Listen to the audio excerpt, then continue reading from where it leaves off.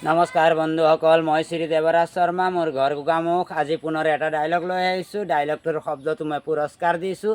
যদি এই ডাইলগটো ভাল হয় তেন্তে নিশ্চয় লাইক, কমেণ্ট, শ্বেয়াৰ, ফ'ল' আৰু ছাবস্ক্ৰাইব কৰি দিবচোন ৰাইজসকল।